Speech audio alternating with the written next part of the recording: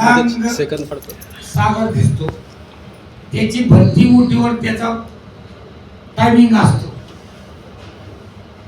कधी कधी सकाळी 6:45ला सुरू होते, कधी दुपारी रात्री 12ला सुरू होते. त्याच्यानंतर कधी 2 वाजता पण सुरू होते. आता आपल्याला तिथं सरला केरला धर्मशाळा ही नवीन झाली. तिथं आपल्याला आपण 9 रूम घेतलेले आहे. त्या रूम मध्ये आपण 40 जणांची व्यवस्था करतो. बाकीच्या लोकांची जी सोय असते ती हॉलमध्ये असते. परंतु आता ते आमचे क्लासशी संबंध चांगले असल्यामुळे मी पहिल्यापासूनच रूम बुक केलेले आहेत. आणि बाकीच्या ज्या गोष्टी आहेत सकाळ संध्याकाळ आरती तर सांगितलेलीच आहे तुम्हाला. जिथे जिथे तुम्हाला त्रास झाला नाही तर सरळ स्नान करायचं. जर तुम्हाला सर्दीचा वगैरे जर त्रास जाणवला तर गोळ्या आपल्या बरोबर राहणारच आहे. परंतु तुम्हाला गरम पाणी लागलं तर सगळ्या हॉटेलमध्ये गरम पाणी. आणि संकोच करायचा नाही. आता मी कसं काय सांगू काकांना की मला आता सर्दीचा त्रास होतो, मी आता तिकडे येणार नाही. जरी असं सांगितलं तरी काही प्रॉब्लेम नाही, कारण ज्याची त्याची शरीरयष्टी साथ दिला असं सांगता येत नाही. भावना आणि श्रद्धा ही आपण ठेवली पाहिजे. अमरकंटक करून आपण जेव्हा नेमोरला जातो, नेमोर हे ठिकाण नाभिस्थान आहे मैयाचं. नाभिस्थान तिथं सुद्धा आपण आंघोळी एका दिवसात 2 तास स्नान होतं मैयाचं. एकाच दिवशी होतं. आणि नसेल आपल्याला करायचं तर पाय धुवायचे आणि डोक्यावरून पाणी असं हे करायचं. नंतर आपण जबलपूरला भेडा घाटला जातो, पण भेडा घाटचा घाटाचं काम चालू होतं म्हणून आपण काय करतो जबलपूरला जातो ग्वारी घाटला. तिथं आपल्याला आरती करता येते. आपण सर्वांतर्फे 1000, 1500, 2000ची पावती पाडतो. म्हणजे आपल्याला तुम्हाला मैयेच्या समोर सगळ्यातल्या हातात आरती मिळते. आता पहिल्यांदा रस्ते खूप खराब होते, आता रस्ते छान झालेले आहेत. त्याच्यामुळे आपण 5 वाजेपर्यंत तरी जबलपूरला पोहोचतो. सकाळी तिथून नेमावरून 5-6 वाजता निघून 5 वाजता रस्त्यामध्ये तिथे एक घाट आहे, तिथे आंघोळ करतो ऊन पडल्यावर आणि तिथून पुढे जबलपूरला जातो भेडा घाट बांध. तर अशा गोष्टी ज्या आहे तुम्हाला सांगितलं मी की मी स्वतः मला काहीतरी किडा चावला होता आणि माझी मिसेस माझ्या बरोबर इंदोरहून परत आलो. आली माझ्या पायाचे 2 ऑपरेशन झाले. म्हणजे सगळं इन्फेक्शन झालेलं होतं. हे बघा हा पाय, हे बघा 2 ऑपरेशन झाले आणि त्याच्यातून माईने मला चांगलं केलं. तर शुगर असती तर डॉक्टर म्हणले इथून तुमचा पाय कापावा लागणार. ती मैयाची कृपा. आपले काही कर्म चांगले असतील त्याच्यातून आपल्याला मैयाने वाचवलं. नाही तर ते तसं चिक्कू कापतात तसं आपण चिक्कूला चमचेने खायला घालतो. सगळं खरडून काढली ती हाडा दिसत होती आधी. तर ह्या गोष्टी ज्या आहेत तुम्ही जर श्रद्धा ठेवली तर तुम्हाला पण याच्या पुढं चांगले चांगले अनुभूती मैया देईल. नंतर आपण होशंगाबाद वगैरे महाराष्ट्र सगळ्या ठिकाणी आपल्याला चांगले चांगले हॉटेल मिळालेले यावेळेस. जिथे अपेक्षा नव्हती तिथं सुद्धा मी तर म्हणतो डॉक्टरांनी पण यावं, माझी इच्छा आहे मनापासून. आता बघू काय होतंय काय नाही ते. मैयाने बोलवलं असेल तर प्रकाश नाही. आता शहाद्याला बालाजी युनिव्हर्सिटीची हॉटेल आहे, 3 स्टार 5 स्टार हॉटेल आहे. प्रकाशात आता पण राहत नाही. दर्शन घ्यायचं फक्त दर्शनाला नेतो तिथून परत शहाद्याला आपण येतो. तो पहिला तुमचं ज्या वेळेस होतं त्याच्यापेक्षा म्हणजे 95% सुधारणा झाली जास्त. कारण त्यावेळेस आपल्याला हॉटेल तिथं नव्हतीच. शहाद्यात सुद्धा खूप कमी होते.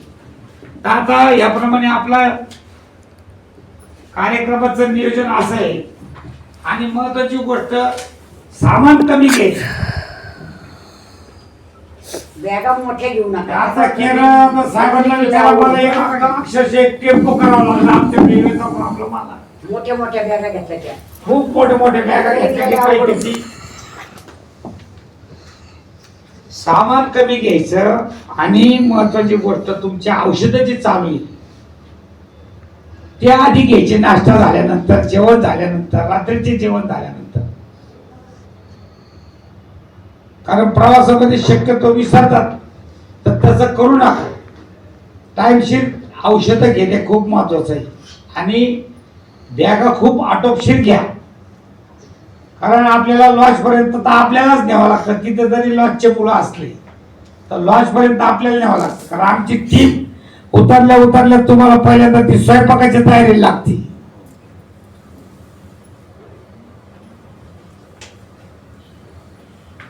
आणि ज्यांना शक्यतो पांढरी साडी वापरता येईल, तुम्ही लुंगी धोतर वगैरे, तर हे शक्यतो वापरलं तर काही प्रॉब्लेम नाही.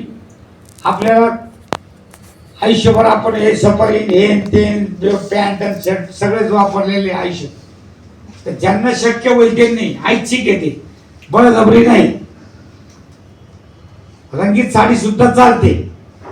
पण पूजेला बसताना तुम्ही जे ओंकारेश्वरला जी बसणार ती साडी पांढरी असावी. त्याच्यानंतर अमरकंटकला पांढरी असावी. असावीच पांढरी. त्याच्यानंतर तुम्ही ओंकारेश्वरला पुन्हा संकल्प सोडणार त्या दिवशी पांढरी साडी. पण ज्या दिवशी तुम्ही पहिली साडी वापरणार तीच ओंकारेश्वरला परत पाहिजे. आणि ती आंघोळ करून ती तिथं सोडून द्यायची, दुसऱ्या साडीवर पूजा करायची.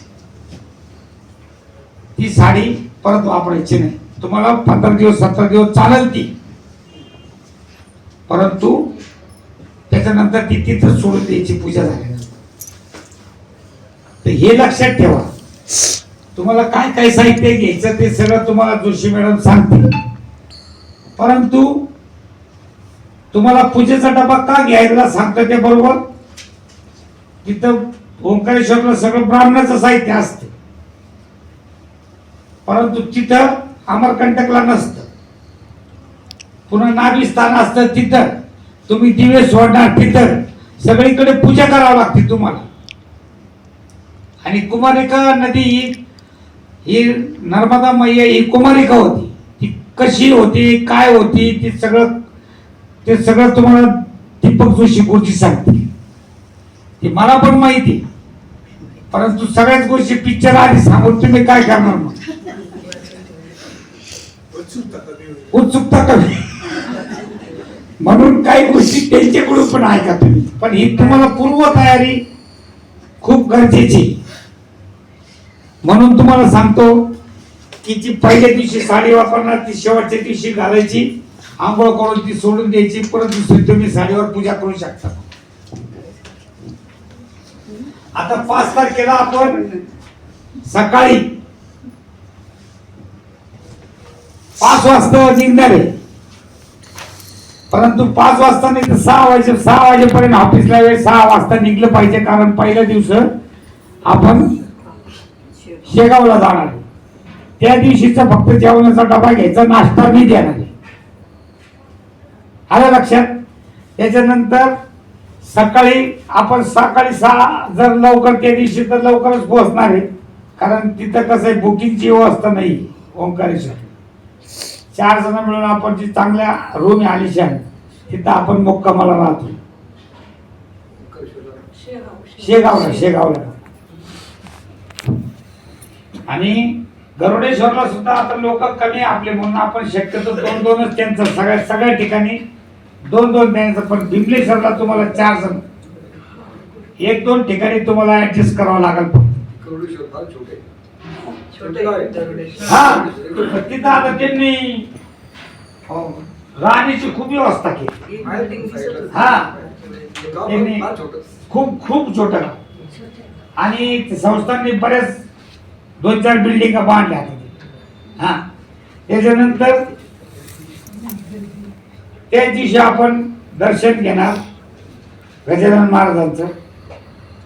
आणि दुसऱ्या दिवशी आपण ओंकारेश्वर शेगावून ओंकारेश्वरला सकाळी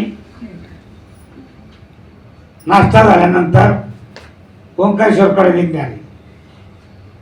त्याच्यानंतर 7 तारखेला सकाळी आपण नर्मदा नदी स्नान करून ओंकारेश्वरचे दर्शन व पूजन करणे. जर लवकर तुम्ही आपण गेलो तर त्या दिवशी ओंकारेश्वरचं दर्शन होईल. हा रात्री हा गर्दी कमी असते. आणि मग लॉजवरून दुसऱ्या दिवशी आपण संकल्प घ्यायला.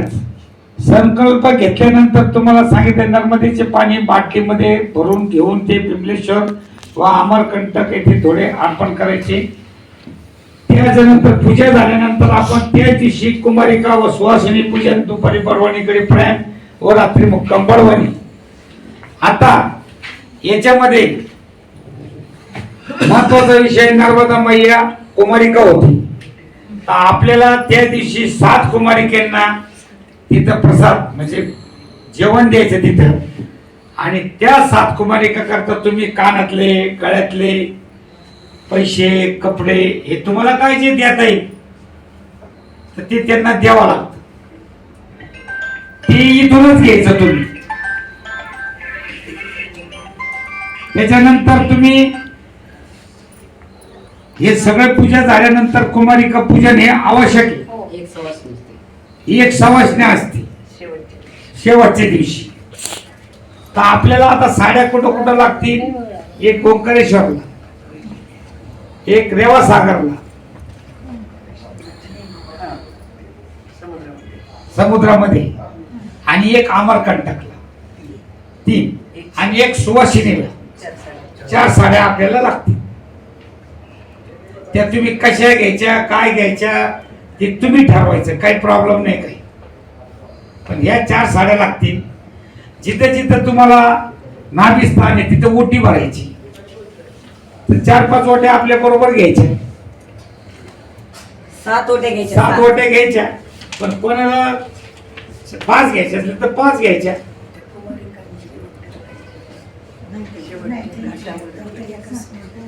तो ओटी अर्पण करायची.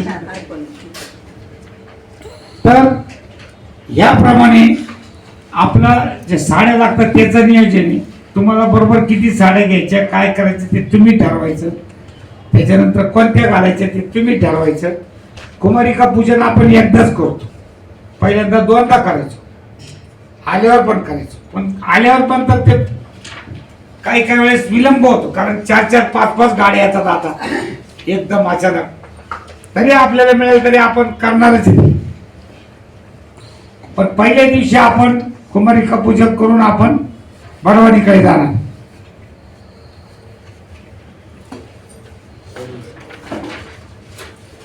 बडवणीला बॅकवॉटर असतं नर्मदा मैयाचं. म्हणून आपण तिथं आंघोळ नाही करत. आपण आंघोळ लॉजवरच करतो. आणि हातपाय धुण्यासाठी तिथं पूजा करायला, दिवे सोडायला वगैरे तिथं तुम्हाला आपण घेऊन जातो. त्याच्यानंतर आपण बडवणी येथे नर्मदा नदीचं स्नान लिहिले, दत्त मंदिर दर्शन व प्रकाशाकडे शहाद्याकडे जातो. प्रकाशाकडे, प्रकाशाला केदारेश्वर मंदिर वगैरे जे पुष्पदत्तेश्वर हे करून आपण परत शहाद्याला मुक्कामी येतो. हे फक्त मुक्कामा करता ठिकाणी. कारण बिमलेश्वर फार लांब आहे. म्हणून आपण मुक्काम म्हणून प्रकाशाला शहाद्याला थांबतो. नंतर आपण 10 तारखेला नर्मदा दक्षिण तीर संगम समुद्रातून आपण जहाजाद्वारे प्रवास सुरुवात करणार. त्याच्यानंतर या प्रवासाला अंदाजे 2 ते 2.5 तास लागतात. जास्त लागत नाही. याच बरोबर तुम्हाला सांगितलेले आता मगाशी ओंकारेश्वर आणलेलं पाणी आपल्याला तिथं सोडायचे रेवासागरमध्ये. नंतर आपण मिठी तळायला पोहोचतो. मिठी तळायला हा जो प्रवास आहे हा तुम्हाला सांगितलंय की हा भरती ओटीवर अवलंबून आहे. त्याच्यानंतर पुढचा जो प्रवास आहे, गरुडेश्वरला जाताना आपण नारेश्वर घेत असतो, कुबेर भंडारी घेत असतो आणि नंतर आपण गरुडेश्वरला जातो. परंतु इथूनच जर दुपारीचा आज निघला एखाद्या वेळेस तर नारेश्वर आणि कुबेर भंडारी जात नाही, मग डायरेक्ट गरुडेश्वरला जातो. कारण पुढच्या प्रवासावर अवलंबून येतो. कारण शक्यतो तर रात्री आतापर्यंत आपण गेलो तर रात्री किंवा सकाळी 5 वाजता भरती ओटी येते. आमचा आतापर्यंत सगळे कुबेर भंडारी, नारेश्वर आणि गरुडेश्वरला मुक्कामी जातो. गरुडेश्वरला कुबेर भंडारीला जातो म्हणजे आपल्याला जे आहे ते अमावस्या पौर्णिमेला यात्रा असते तिथे. आणि कुबेर म्हणजे महादेवाचाच अवतार आहे, हर हर महादेव. परंतु तिथं काय पेटी वगैरे मिळते, ती लक्ष्मी पूजनाच्या दिवशी आपण पूजेसाठी ठेवतो. आणि तुमच्याकडे जास्तीत जास्त धन यावा म्हणून कुबेराच्या दर्शनाला जायचं. आणि कुबेराचं दर्शन घेत आधी नारेश्वरचं मंदिर 12 वाजताच बंद होतं. कुबेराचं मंदिर चालू असतं दिवसभर. नारेश्वरला रंगवधूत महाराज आहे, तो पण दत्ताचाच अवतार आहे. तिथं पैसे वगैरे टाकून देत नाही. तिथं त्यांच्याकडे एवढ्या मंदिराजवळ पैसा आहे की त्याने तिथं लिहिलेलं बोर्ड, फूल नारळ पैसे व्हायचे नाही. पण रंगवधूत महाराजांचं दर्शन घेऊन आपण पुढे कुबेर भंडारी आणि कुबेर भंडारीहून आपण गरुडेश्वरला सुद्धा आता स्नान करून देत नाही. तिथं त्यांनी बॅरिकेड लावलेले, स्नान आपल्याला तिथंच करायचं. आणि वासुदेवानंद टेंबे स्वामी त्यांचं समाधी तिथं नर्मदा मैयाचं वरूनच दर्शन घ्यायचं. आणि दत्ताचं मंदिर, दत्ताचं दर्शन घेऊन आपण पुढचा नाश्ता करून आपण पुढे माहेश्वरला जातो.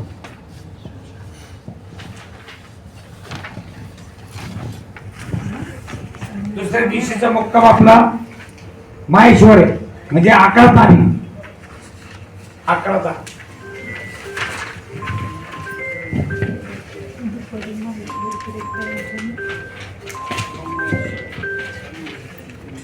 आता आपल्याला 12 तारखेला सकाळी पुण्यश्लोक अहिल्याबाई होळकरांचा राजवाडा, तिथे त्यांचा पुतळा पण आहे.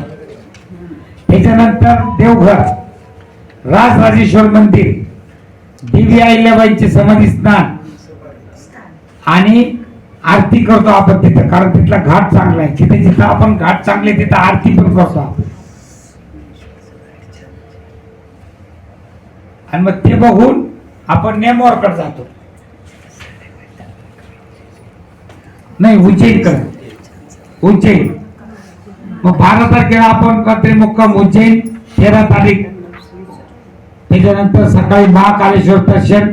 लवकर जर गेलो तर त्याच दिवशी आपण दर्शन घेतो. नवग्रह मंदिर, काल भैरवनाथ मंदिर, श्रीफरारी दर्शन, कॉरिडॉर या आपण 13 तारखेला बघतो. दर्शनाचा लाभ घेतो आपण तिथे. 12 आणि 13 उज्जैनला मुक्काम आहे आपला. 12 ज्योतिर्लिंगापैकी एक. 14 तारखेला आपण उज्जैनीतून सकाळी नेमावरकडे जातो. परिक्रमेतील अतिशय महत्वाचं ठिकाणी मैयाचं नाभिस्थान आहे. जोपर्यंत आपली नर्मदा परिक्रमा पूर्ण होत नाही तोपर्यंत आपण नर्मदाचं पाणी ओलांडत नाही. त्या नाभिस्थानापर्यंत आपल्याला होडीने जाता येत नाही. अलीकडेच आपण दर्शन घेऊन, सिद्धेश्वराचं दर्शन घेऊन आपण मुक्कामी खाटेगावला अलीकडे येतो. त्याच्यानंतर तुम्ही नेमावरून जबलपूरकडे निघतो. जबलपूरवरून आपण नेमावरून आपण तसंच निघतो आणि रस्त्यामध्ये घाटावर आपण जोगी टिकरिया नाही, तो जोगी टिकऱ्या पुढे जबलपूरवरून निघल्यावर जोगी टिकरी तर तिथं आपण एका ठिकाणी स्नान करतो नियमावरून निघलो आणि मग जबलपूरकडे जातो. हा हा नाही गौरी नाही, गौरी जबलपूरला आहे, बरोबर नाव आहे, आठवलं तुम्हाला मी सांगतो तुम्हाला. त्याच्यानंतर आपण जबलपूरला गेल्यानंतर आपलं लॉजचं सामान ठेवून तिथं आपण गौरी घाटला जातो. गौरी घाटला तुम्हाला सांगितलं आपण आरतीचा अनुभूती घेतो, आपण तिथं आरती करतो. ते गुरुजीला पावती दिली का ते आपले नाव पुकारून आपल्याला सांगतात सगळेजण लाईन मध्ये उभे राहा, आपल्या हातामध्ये त्या आरती भरून वगैरे आपल्याला तेवढं आरती करता येते जबलपूरला. शेठाने घाट बर्मन घाट बर्मन बर्मन घाट आहे, बर्मन. आता त्याच्यानंतर आपण जबलपूरला आरती, रात्रीचा मुक्काम जबलपूर, सकाळी जबलपूर आपण जोगी टिकऱ्याला जातो, तिथं स्नान करतो, तिथंच नाश्ता कम जेवण आणि आपण पुढे अमरकंटकला जातो. अमरकंटक मध्ये पाहण्यासाठी तुम्हाला 16 तारखेची गोष्ट आहे. अमरकंटक मुक्काम 17 तारखेला सांगितलेलं जे आपण पूजा करतो मायकी बगियामध्ये, मायकी बगिया त्यामध्ये त्या दिवशी आपण पूजा करून कपिलधारा, जालेश्वर, आंबरेश्वर मंदिर, दुग्धधारा, श्रीयंत्र मंदिर, मार्कंडेय मंदिर, मायकी बगिया येथे नर्मदाची ओटी भरून दुपारी आपण अमरकंटक कडून महाराजपूरकडे जातो. महाराजपूरला मुक्कामी. आता मार्कंडेय मंदिराचं दर्शन घ्यायचं म्हणजे पहिली जी नर्मदा परिक्रमा सुरू केली ती मार्कंडेय स्वामींनी केली. आता नर्मदा परिक्रमा तुम्ही करताना आता खूप सुखद आहे. तुम्हाला बिमलेश्वरून त्या जहाजापर्यंत जायचं असतं तर 4-5 किलोमीटर चालत पायी जावं लागायचं. आता तुमची गाडी जाते तिथपर्यंत 2 पैसे लागतात, पण तुमची सोय झाली. आता बिमलेश्वरला मिठी तलायला उतरल्यानंतर तुम्हाला इतक्या चिखलातून जावं लागायचं, तेव्हा काहीच नव्हतं तिथं सोय. आता तिथं धक्का झालेला आहे, माल वाहतूक धक्का झालेला उतरण्यासाठी. म्हणजे पहिल्यांदा नर्मदा परिक्रमा करायची ती कसोटी होती. तर आता तसं कुठं पायी वगैरे कुठं चालावं लागत नाही. त्याच्यानंतर 18 तारखेला महाराजपूरचं दर्शन घेऊन आपण होशंगाबादला जातो. होशंगाबादला सुद्धा शेठानी घाट आहे, तिथं पण आपण आरती करत असतो. तिथलं घाट पण स्वच्छ आहे एकदम होशंगाबाद. तिथं दत्त मंदिर, नर्मदा स्नान, दत्त ज्यांनी गुळवणी महाराजांनी जी दीक्षा दिली ते मंदिर आहे तिथं. व रात्री मग आपण होशंगाबादवर आपण ओंकारेश्वरला जातो.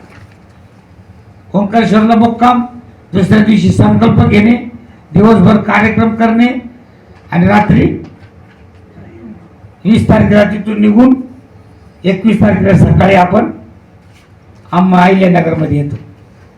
आता याच्यामध्ये तुम्हाला जे सांगितलेलं आहे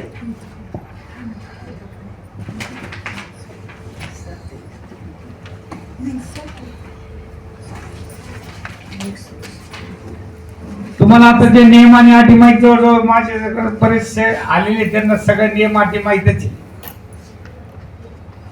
की याच्यामध्ये दागदागिने तुमचे बरोबर घ्यायचे नाही, ओरिजिनल. कारण रस्त्यामध्ये आधार कार्ड हे तुमचं आवश्यक आहे. हॉटेलला वगैरे आपल्याला दाखवावं लागतं. असा तुम्हाला हा आत्ताचा 16 दिवसाचा कार्यक्रम तुम्हाला मी समजून सांगितलेला आहे. आता याच्यानंतर अरुण कुलकर्णी बोलतील, त्याच्यानंतर जोशी मॅडम बोलतील आणि मग कोणाच्या काही शंका असल्या तर मला विचारायचं. मग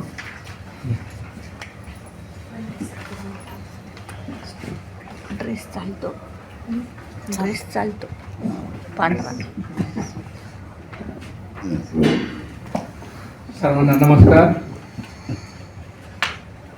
रेणुका ट्रॅव्हलचे संचालक आपले सर्वांचे मित्र शामरावजी, संचालिका सौभाग्यवती शुभांगीताई, उपस्थित माता भगिनी आणि बंधू, आपण ज्या वेळेला एखाद्या ठिकाणी भेट देण्यासाठी जातो त्यावेळेला तिथले जे काही पावित्र्य आहे किंवा तिथली जी महती आहे ती आपल्याला बोध होण्यासाठी आपण तिथे जात असतो. आता ही रेणुका ट्रॅव्हल्सने नर्मदा परिक्रमा यात्रा ही जी आहे आणि आपण बाकी ठिकाणी जे काही जातो त्यामध्ये फरक आहे. फरक हा आहे की ही भक्ती यात्रा आहे.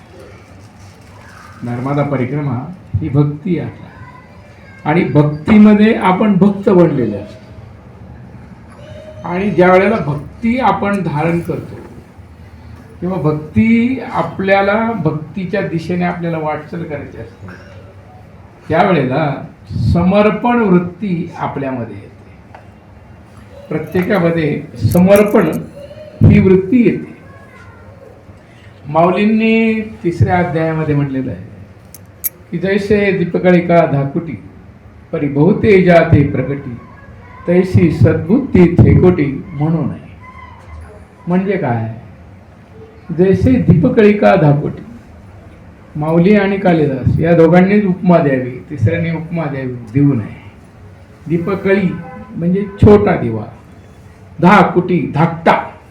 आपणा सर्वांना धाकटा थोरला हे माहिती, आजच्या पिढीला धाकटा थोरला हे माहीत नाही, कारण त्यांना भाऊ बहीण जे आहेत हे एक आहे किंवा नाही आहेत. डिंक फॅमिली नावाचा प्रकार आज आलेला आहे. डिंक म्हणजे DINK, double income no kids असा प्रकार आज आलेला आहे. तो समाजासाठी किती घातक आहे हे त्यांना नंतर कळेल. आज आपण सांगून उपयोग त्याचा नाही, तो भाग सोडून देऊ.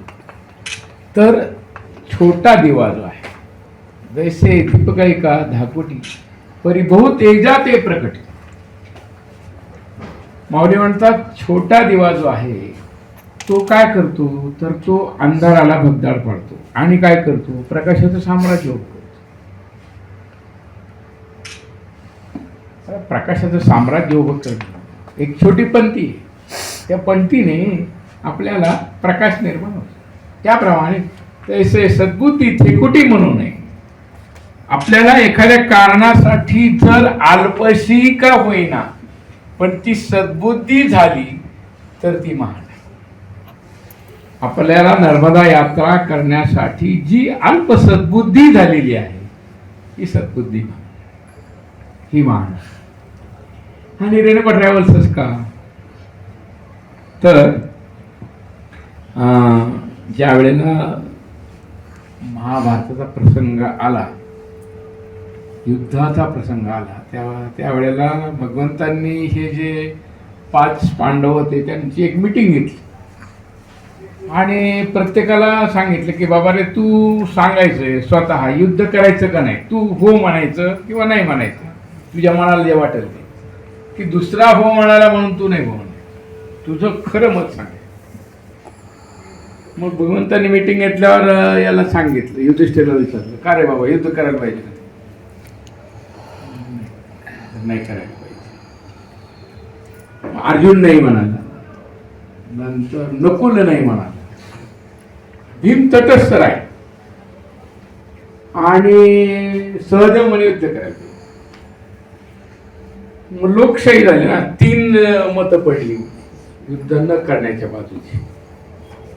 मग भगवंत हस्तिनापूरला माता कुंतीकडे गेली आणि कुंतीला सांगितलं की हे असं असं आहे बघ, मी सगळ्यांना विचारले पण तिघांनी नाही म्हणलेलं आहे. तर माता कुंती भडकल्या. त्या म्हणाले की अरे मी तर क्षत्राणी आहे, क्षत्रिय मुलांना मी प्रसवलंय, त्यांचं काम रणांगणामध्ये आपल्या समोर जो कोण आहे तो आपला शत्रू, त्यांनी तो समोर आला म्हणजे तो युद्ध करायला. मग जो युद्ध करायला आलेला आहे, जो समोर आहे, त्याला तर आपल्याला तो क्षत्रिय म्हणूनच त्याचा उत्तर दिलं पाहिजे. मग त्या म्हणाले की तू भगवंतांना की असं करा, मी एक तुम्हाला गोष्ट सांगते ती त्यांना सांगा. बर. त्या म्हणाले की विदुला नावाची एक राणी होती आणि तिचं संजय नावाचं एक पुत्र होता. संजय खूपच म्हणजे विक्रम वीर असं त्याला म्हणायचे. तो एकही युद्ध हारला नव्हता. पण एकदा अशी परिस्थिती झाली की त्याच्यावर आक्रमण झालं आणि परिस्थिती निर्माण अशी झाली, युद्ध बरेच दिवस चाललं, पण याच्या मनात असं आलं की आता आपण काही युद्ध जिंकू शकत नाही. मग तो पळून आला घरी. सैन्य लढतंय आणि तो पळून आला. हे माता विदुलाला कळत. विदुला त्याच्याकडे गेली आणि त्याला म्हणाली उत्तिष्ठित जाग्रत योक्तव्य भूती करत, उठ जागा हो, झुकून दे स्वतः. त्या भूमीच्या रक्षण करणे हे तुझं कर्तव्य आहे, ते हे तुझं कर्म आहे. आणि तो त्याचं औक्षण केलं आणि तो युद्धावर गेला आणि तो युद्ध जिंकून आला. तर युधिष्ठिरांचा ज्या वेळेला राज्याभिषेक झाला त्यावेळेला ते भगवंतांना म्हणाले की किम एकम दैवतम लोके किम वापे किम परायण कम स्तुवंतः कम कमर्चंत प्राप्तिर् मानवा शुभम. असा प्रश्न विचारला की मानवाचं शुभ, मानवाचं कल्याण करण्यासाठी असं कोणतं दैवत आहे की ज्याची आम्ही पूजा करावी, त्याचं आम्ही स्तवन करावं. आणि त्यांनी त्याला उत्तर दिलं, ते दिलं. पण आज मानवाचं कल्याण करण्याकरता काय करावं असा जो प्रश्न विचारला तर मानवाची सेवा करावी हे उत्तर द्यावं.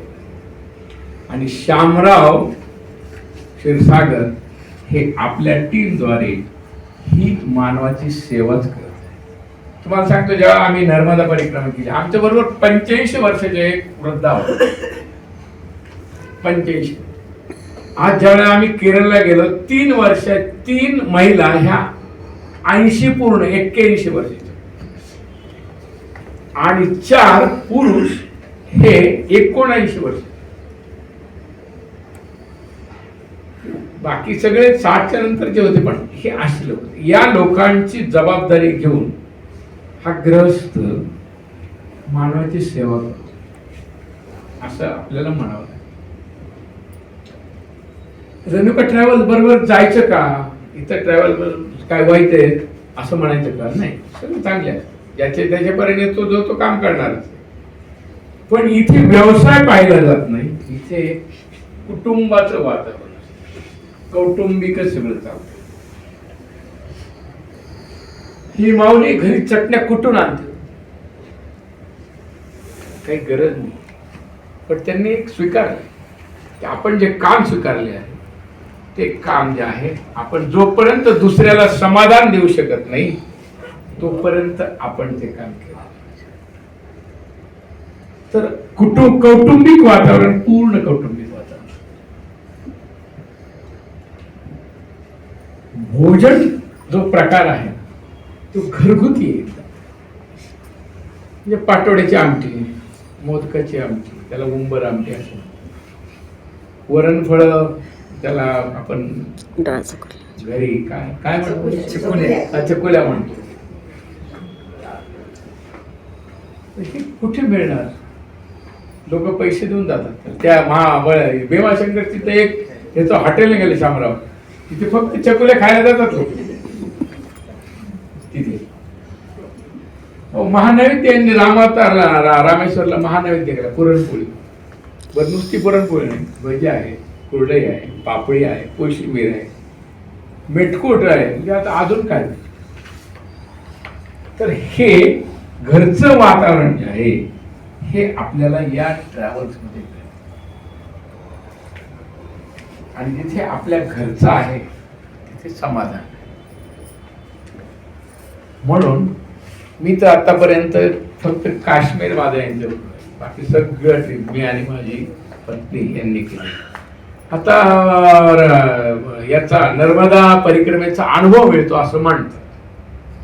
माझा मित्र आहे इथेच राहतो, श्रीपाद तुंगार म्हणून, तो पायी गेला होता.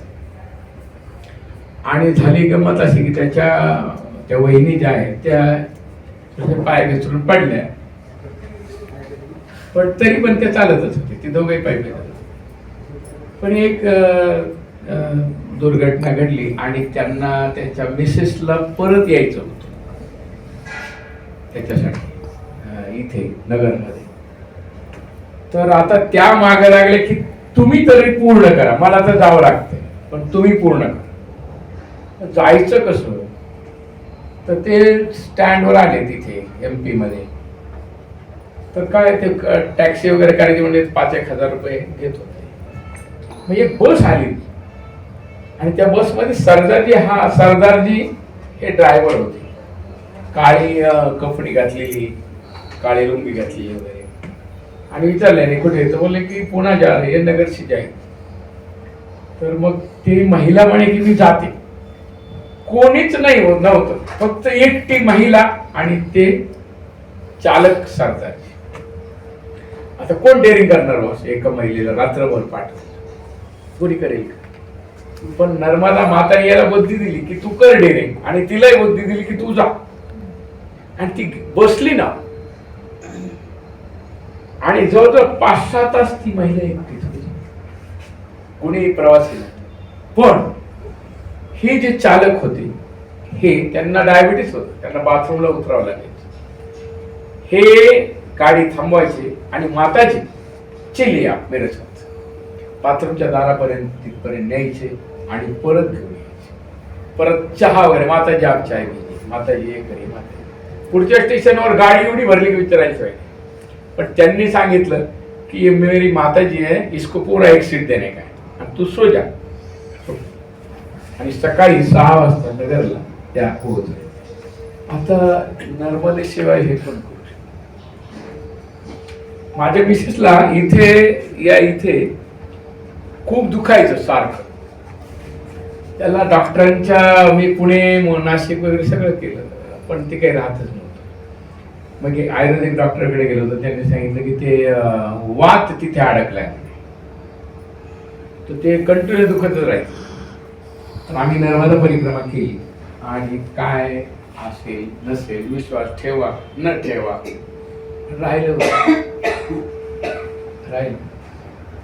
तर जिथे श्रद्धा आहे तिथे भक्ती आहे. आणि भक्ती यात्रेसाठी तुम्ही पथिक जे आहे सर्व शामरावच्या बरोबर आलेले आहेत. मी आपल्या सर्वांना, आपल्यापेक्षा माझ्यापेक्षा ज्येष्ठ आहे काही, आपल्या सर्वांना नमस्कार करतो आणि आपल्या सर्वांना या भक्ती यात्रेसाठी शुभेच्छा देतो. धन्यवाद.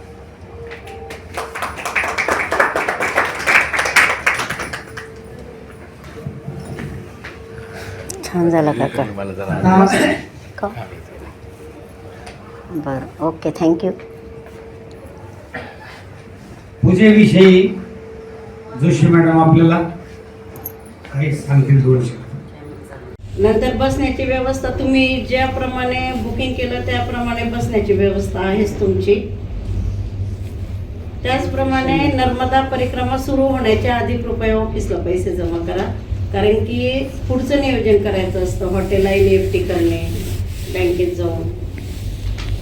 तसेच पांढरे कपडे तुम्हाला तर ते पूजेपुरता घाल्यानंतर तुम्ही ड्रेस घालू शकतात, पूजेला पण पांढरा ड्रेस घालून बसू शकतात. त्याचप्रमाणे हळद कुंकू अगरबत्ती कापूर काडेपेटी प्रसाद हे दिलेलं आहे प्रत्येकाला. याच्यामध्ये पूजेचं साहित्य लिहिलेलंच आहे. आणि शाल स्वेटर राहू द्या बरोबर. नित्योपयोगी वस्तू म्हणजे तुमची औषधं, बॅटरी, पेन, डायरी, आधार कार्ड, नंतर कुलूप साखळी राहू द्या, एखादी दोरी राहू द्या कपडे वाट घालायला. 2 वेळेला नाश्ता दिला जाईल, 2 वेळेला चहा दिला जाईल आणि 2 वेळेला शुद्ध शाकाहारी भोजन दिलं जाईल. आणि ही नर्मदा परिक्रमा, नर्मदा आपल्या उजव्या हाताला राहते आणि त्याप्रमाणे आपली गाडी जात असते. कधी नर्मदा दिसते, कधी दिसत नाही. त्यामुळे काही ते टेन्शन घेऊ नका. आणि मग ती बाटली भरली की त्याचा पूजाविधी संपन्न होतो. मग तुम्हाला ओंकारेश्वरला जाऊन त्या बाटलीचं पाणी अर्पण करून ती बाटली परत तुम्हाला नर्मदेवरून भरून घरी आणता येते. तर अशी एकंदरीत नर्मदा परिक्रमा छान आहे. छान एन्जॉय करा, संयम ठेवा, मन शांत ठेवा, घरच्या आठवणी येऊ देऊ नका. नर्मदे येणारच ना, येतच नाही आठवण. पण सांगते. आणि काही शारीरिक अडचण आली तर काकांना संपर्क साधा, लाजू नका, काही म्हणू नका की आता कसं काय सांगावं काकांना. एक घरच्या सारखे तुम्ही सांगू शकता. नियमाने अटी काकांकडे औषधं असतात, हा. स्प्रे असतो, आयोडेक्स, ते सगळं असतं काकांजवळ. वेळ प्रसंगी ते दवाखान्यात पण घेऊन जातात, असं काही नाही. अगदी म्हणजे सर्दी ताप असं असेल तर नियमाने अटी ठळक सांगा फक्त त्यांना काही.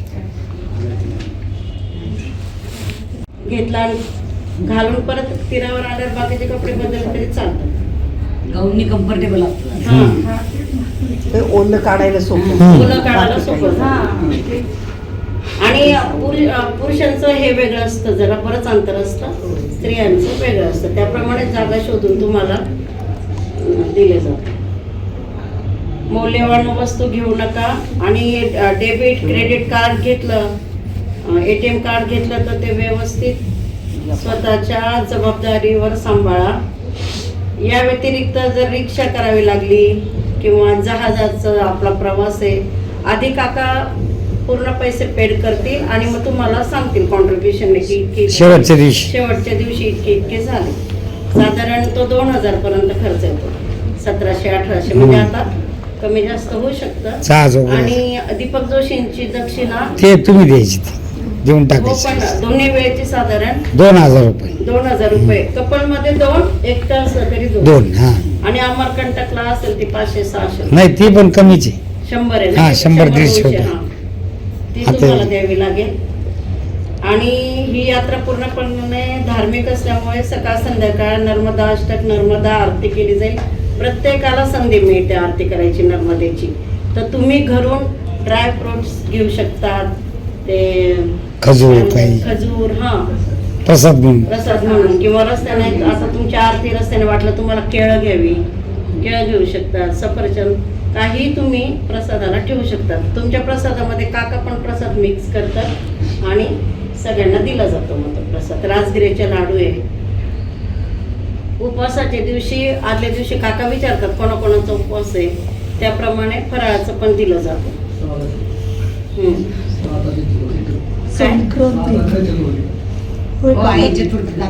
हो, चतुर्थी आहे, त्याप्रमाणे दिलं जातं. खिचडी असते, भगरावटी असते, बटाट्याचा चिवडा असतो, वेपर्स, राजगिऱ्याचे लाडू. संक्रांत पण येते. हो, संक्रांत येते. संक्रांत येत असल्यामुळे तिळगुळ घ्या. तुम्हाला आता वाण सगळ्या आहे समजणे आहेत तर ज्यांना तुम्ही आणि ते तिथं करू तिथं देऊ शकतात, वाण शकतात. देऊ शकतात. सकाळी किती थकला ना तरी सकाळी बरोबर फ्रेश होऊन येतं. आणि काकांनी सांगितलं असेल ना 7ला खाली या, तर बरोबर 7ला आवरून खाली यायचंय. म्हणजे पुढं प्रवास जास्तीत जास्त ठिकाणं बघायला मिळतात. प्रवास वेळेत होतो. आणि काकांना कुठेही जायचं असेल, साधं वॉशरूमला जायचं असेल तरी काकांना सांगून जात जा, मनाने कुठेही जाऊ नका. नंतर जिथे जिथे स्नान आहे किंवा पाणी प्यायचंय नर्मदेचं, काका सांगतील की इथं तुम्ही पाणी पिऊ शकतात नर्मदेचं, तिथे तुम्ही प्या. नंतर नवीन स्थळांचा आग्रह करायचा नाहीये आणि काकांच्या परवानगीशिवाय कुठे जाता येणार नाही. वेळप्रसंगी जर फेरबदल करायचा झाला की आता या रस्त्याला हे चालू आहे बा, काही प्रॉब्लेम आला किंवा रस्ते तयार होतात ते सगळीकडे, तर थोडंसं उशीर होऊ शकतो. आता मध्यंतरी द्वारकेला गेलो, येताना म्हणजे जेव्हा 6 महिन्यापूर्वी काढली द्वारका, तेव्हा सगळं ओके होतं. आणि या वेळेला मात्र इतके रस्त्याची कामं होती की प्रत्येक वेळेला 30-50 किलोमीटर पुढे गेलेलं परत मागे यावं लागायचं. आणि मग त्यामुळे थोडा उशीर होत गेला. तर ते उशीर होणं काही काकांच्या हातात नाहीये. तर तेवढं काकांना सहकार्य करा. तुम्ही सगळे सहकार्य करतील ही अपेक्षा. धन्यवाद. नर्मदे. मला एक अनुभव सांगते त्यातला.